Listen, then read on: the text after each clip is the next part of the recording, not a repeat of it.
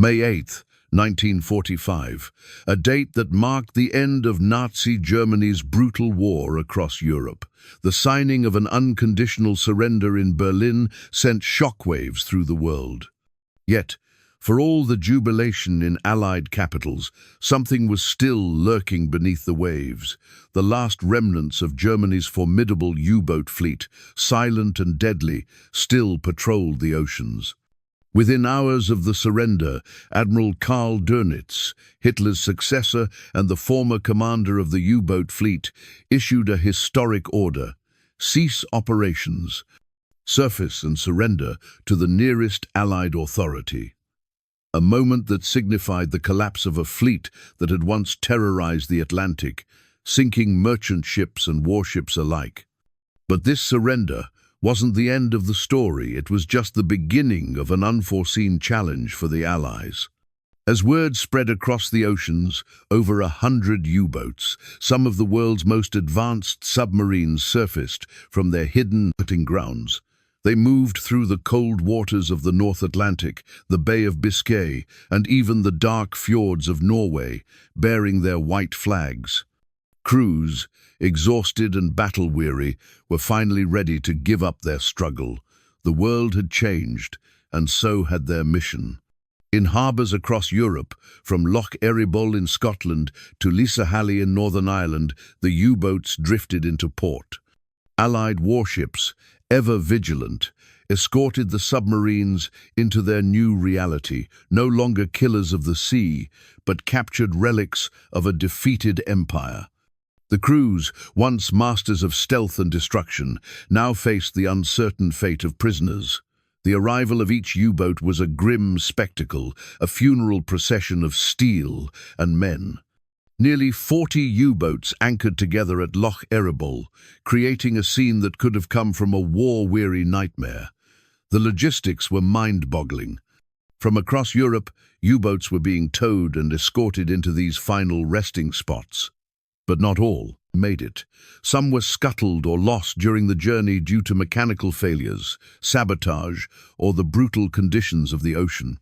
What came next was a monumental task for the Allies. What do we do with the most advanced submarine fleet in the world, now surrendering to us? While the immediate surrender was a victory for the Allies, it quickly became clear that keeping these submarines in service, or even maintaining them, was impossible. The U-boats were in deplorable condition, many rusted and worn after months of underwater service. Yet, within those rusted hulls lay a treasure trove of information and technology that the Allies could not ignore. From advanced propulsion systems to revolutionary torpedo designs, these U-boats had the potential to change the course of future naval warfare. And so, in a matter of months, these war machines, once symbol of German engineering brilliance, were stripped of their secrets, with crews interrogated and valuable equipment catalogued. Meanwhile, in the cold, crowded harbours of Europe, the question loomed: what would happen next to these U-boats? By the fall of 1945, the Allies were faced with an overwhelming challenge: what to do with the hundreds of U-boats that had surrendered. Keeping them afloat was costly. Storing them indefinitely was not feasible. These submarines, once the pride of Nazi Germany's naval might, had now become a logistical burden, rusted, worn, and ultimately obsolete. It was then that the decision was made: the U-boats would be destroyed. In November of 1945, Operation Deadlight was born. The operation was a sweeping, deliberate attempt to erase the very existence of Germany's formidable U-boat fleet, ensuring that these machines, symbols of destruction and technological achievement, would never threaten the seas again. The logistics of the operation were as massive as the fleet itself. A staggering 156 U-boats had surrendered, with 116 earmarked for destruction under Operation Deadlight. These boats would be towed out into the cold, unforgiving waters of the North Atlantic and scuttled, sunk without ceremony, their presence erased from history. The operation's scale was immense. The Royal Navy divided the sinking zones into 3 areas, labelled XX, YY, and ZZ, located roughly 100 to 120 nautical miles northwest of Ireland. These were the waters where the U-boats would meet their final end. However, even the start of Operation Deadlight was fraught with difficulties. The weather was harsh. The winter seas of the North Atlantic, already known for their treacherous conditions, became a graveyard for many U-boats before they even made it to the scuttling zones. Rough seas, mechanical failures, and structural weaknesses led to the sinking of over a third of the U-boats on their way to be destroyed. 56 submarines succumbed to the ocean's grip, foundering or sinking en route. These losses were recorded, but no effort was made to recover the estate. Vessel's Operation Deadlight was not about preservation, it was about obliteration. The U-boats that made it to the scuttling zones were not granted a dignified end. Once in position, destroyers and frigates used naval gunfire, explosive charges, or simply opened the boat's sea valves to hasten their descent. The noise of gunfire and explosions echoed across the water as each U-boat was forced into its watery grave. Some boats met a quicker end through explosions, others slowly sank as their hulls flooded. Among the doomed vessels was U-2000, 336, which had been the last U-boat to sink Allied ships during the war. After surrendering in June of 1945, it was deliberately sunk off Ireland in January of 1946. But not every U-boat would meet its end so swiftly. The most advanced submarines, the Type XXI and Type XXII, were not destroyed in Operation Deadlight. These boats represented the future of submarine design, with streamlined hulls, better underwater endurance, and the cutting-edge technologies that the Allies could not afford to overlook. They were spared the scuttling operation, pulled from the list of destruction, and instead earmarked for study. The most advanced of these U-2000, 511, Germany's only fully operational Type XXI submarine at the end of the war, would be scuttled last, on February 7, 1946, marking the official conclusion of Operation Deadlight. While most of Germany's U-boat fleet met its end in the cold depths of the Atlantic, a select few managed to escape the fiery fate of Operation Deadlight. These survivors, though, were far from lucky. They had a new role to play in the rapidly shifting world of post-war geopolitics. The U-boats that survived destruction would be dissected, studied, and repurposed by the victorious powers. They were no longer symbols of Nazi terror, but valuable technological blueprints in the dawning era of the Cold War. The operation to distribute the captured U-boats was organized by the Tripartite Naval Commission, formed in August of 1945. This commission, composed of representatives from the United States, the United Kingdom, and the Soviet Union, was tasked with dividing up the fleet of surrendered U-boats for examination and reverse engineering. The Allies were particularly eager to study the revolutionary Type XXI and Type XXCI designs, U-boats that could remain submerged for longer periods, making them a game-changer for undersea warfare. Each of the 3 victorious powers received a share of these advanced submarines, with priority given to the most modern and advanced boats. The British Royal Navy, eager to assess the German innovations, incorporated several of these U-boats into their own fleet for testing. Among these was U-3017, which was renamed HMS N-41. This submarine underwent submerged trials and endurance runs, pushing the limits of its design before it was scrapped in 1949. These tests were crucial, refining the Royal Navy's own submarine technology and tactics, incorporating lessons learned from the German fleet. The United States, too, took a keen interest in the captured U-boats. Several were brought to American naval facilities in Portsmouth and New London, where their propulsion systems, torpedo mechanisms, and silent running technologies were carefully studied. These features would influence the design of America's first post-war submarines, ensuring that the U.S. Navy remained a dominant force in undersea warfare. Among the most notable U-boats was U-234, a long-range submarine captured on May 14, 1945.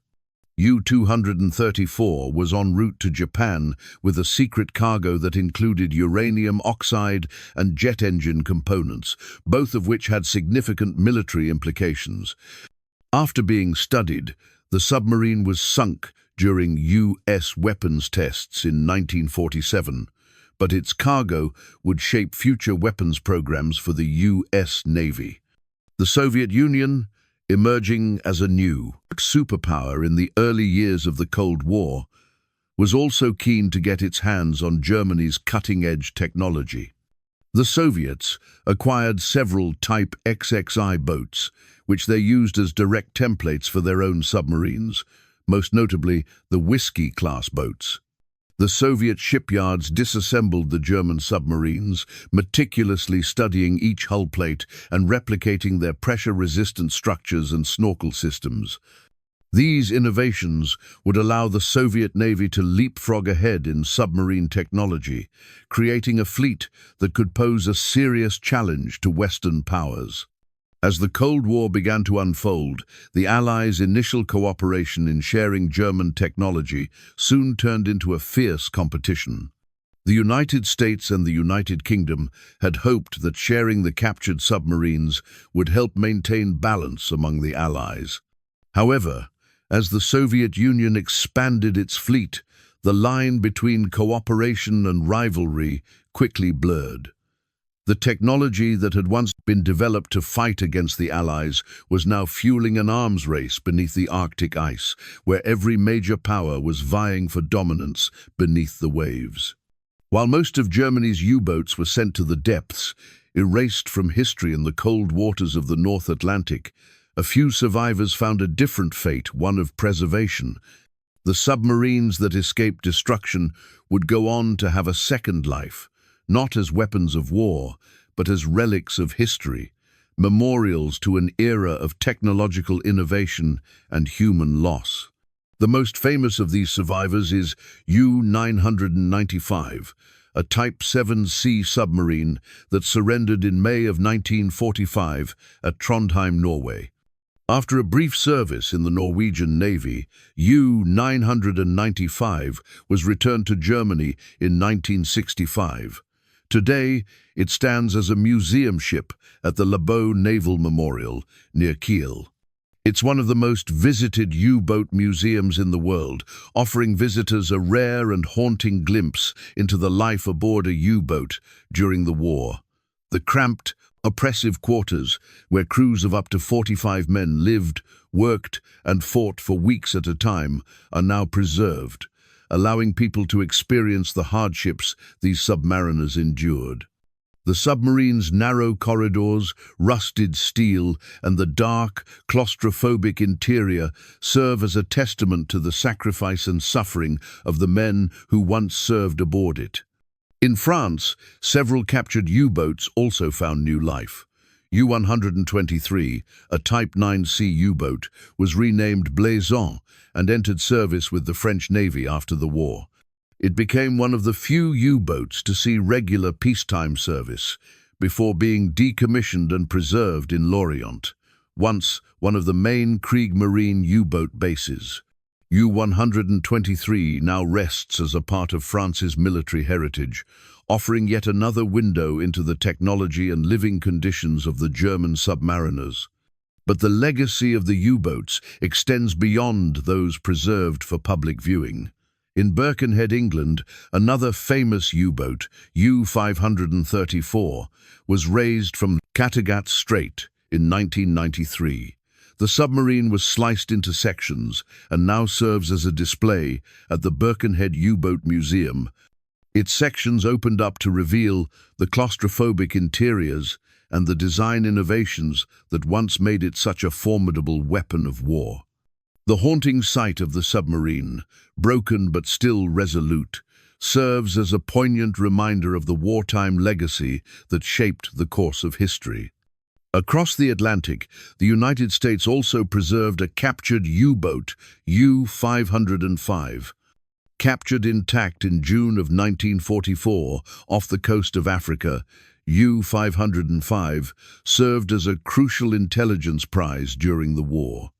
After the war, it was transferred to the Museum of Science and Industry in Chicago, where it remains today as the first enemy warship ever displayed on American soil.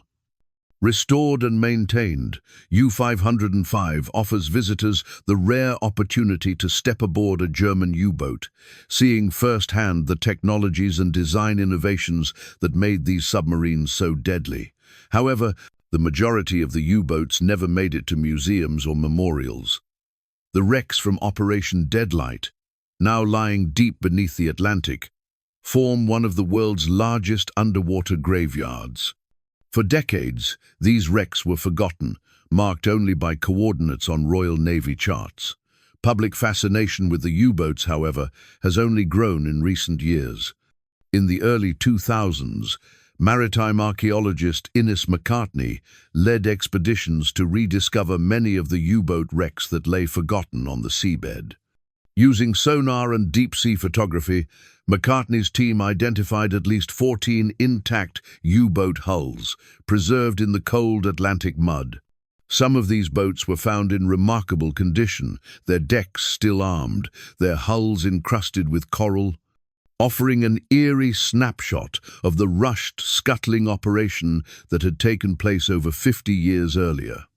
These rediscovered wrecks are more than just sunken ships. They're time capsules, preserved in the cold Atlantic, waiting to tell the story of the men who lived and died aboard them, and of the machines that once ruled the depths. For those who dive to these wrecks or study them, they serve as a stark reminder of the human cost of war, the thousands of submariners who perished in the depths, their names lost to history. The submarines that once symbolized stealth, precision, and technological supremacy now rest in silence beneath the waves, their steel shells slowly turning to dust. The story of Germany's U-boat fleet is a story of innovation, destruction, and ultimately, erasure. These submarines, once the apex of naval technology, ruled the seas with terrifying precision, sinking countless Allied ships and threatening to change the course of the war. Their legacy was one of power, but also of sacrifice and loss. As the war came to a close in May of 1945, the U-boats that had once struck fear into the hearts of Allied sailors were now surrendering in large numbers, their battle-scarred hulls slowly limping into Allied ports. They were no longer the hunters, but the hunted. What came next was an operation unlike any other, Operation Deadlight, where these technological marvels were methodically destroyed, their existence erased from history.